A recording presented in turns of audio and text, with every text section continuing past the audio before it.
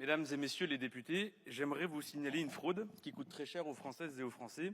Cette fraude, elle s'appelle le prix de l'essence. Alors, je sais ce que vous allez me dire. Le détroit d'Ormuz est bloqué, on ne peut rien y faire. Les Français doivent se serrer la ceinture parce que c'est la crise, c'est la pénurie, c'est la panique. Le problème, c'est que vous ne dites pas toute la vérité aux Français. Par exemple, vous ne leur dites pas que 90% du pétrole qui est consommé en France ne passe pas par le détroit d'Ormuz. L'augmentation des prix n'est pas due à une pénurie d'essence. Il n'y a pas de pénurie.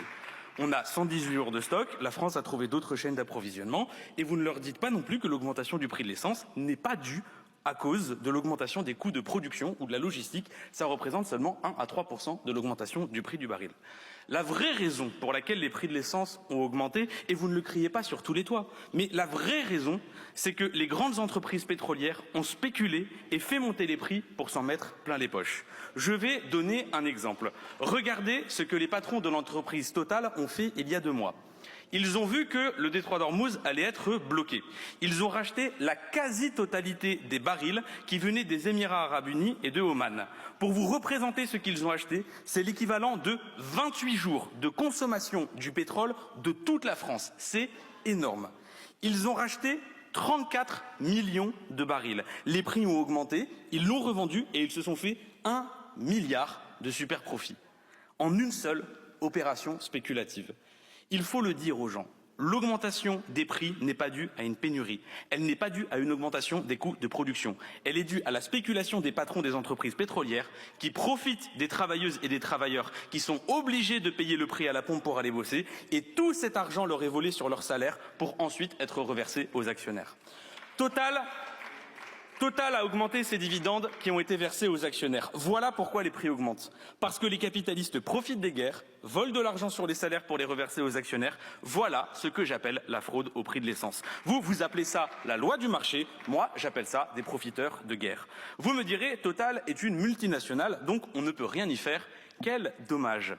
Parce que Total est une entreprise qui a été créée par la France, à l'initiative du président Raymond Poincaré en 1923. À l'origine, l'État avait 35% du capital de Total. Puis les génies de la droite sont arrivés et en 1993, ils ont vendu toutes les parts que détenait Total. Quelle brillante opération! Aujourd'hui, c'est l'une des entreprises les plus riches du monde qui abuse du peuple français en augmentant les prix à la pompe, alors que c'est une entreprise qui a été créée par les Français avec les impôts des Français du XXe siècle. Et alors, face à ça, vous ne faites rien. Vous dites, pour compenser les prix de l'essence, on va donner des chèques. Macron, il est comme ça, c'est un banquier, il donne des chèques. Et le plus hypocrite, c'est le Rassemblement national. Ça vous inspire bien tous les dîners que Jordan Bardella fait avec le grand patronat pour recevoir ses consignes. Alors, qu'est-ce que les patrons vous ont dit entre 2 coquilles Saint-Jacques?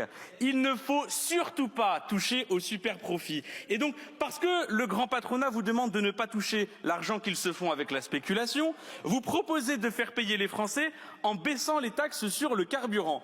Ça baisse de quelques centimes le prix à la pompe si jamais les spéculateurs n'en profitent pas pour augmenter les prix. Écoutez, je veux bien. Mais ça va coûter 16 milliards d'euros que vous allez retirer au service public. C'est comme si vous supprimiez le ministère de la Justice et le ministère de la Culture en même temps. Je ne vois pas où vous pouvez retirer dans le service public, que ce soit dans l'école, que ce soit dans l'hôpital, que ce soit sur les retraites. Ils tirent déjà la langue et on ne peut pas y retirer 1 euro. Et il n'est pas question de prendre 1 euro dans l'école, dans les retraites ou dans l'hôpital pour protéger les actionnaires de Total. La seule proposition qui soutient les Français, c'est celle du blocage des prix à 1,70. En faisant ça, vous prenez de l'argent sur les marges, pas sur le service public ou sur l'argent des Français. Et ce n'est pas vrai de dire que Total quittera le marché intérieur, parce que sur le long terme, ils ont plus d'argent à se faire en restant sur le marché français, et ils savent très bien que si jamais ils partent, quelqu'un d'autre prendra leur place, parce que sur le long terme, il y a de l'argent à se faire. Vous me direz, on discute d'une loi sur les chômeurs et sur les gens au RSA, alors pourquoi est-ce que vous nous parlez du prix de l'essence? Eh bien, précisément parce que pendant que les Français voulaient qu'on fasse quelque chose avec le prix de l'essence, l'Assemblée nationale discutait des moyens les plus tordus pour s'en prendre à des gens qui vivent avec 400 à 600 euros par mois, pendant que des gens fraudent avec la loi du marché pour se faire 400 à 600 millions d'euros par jour. Mesdames et messieurs les députés de la Macronie et du RN, c'est terminé. Ce n'est plus vous qui fixez les termes du débat politique.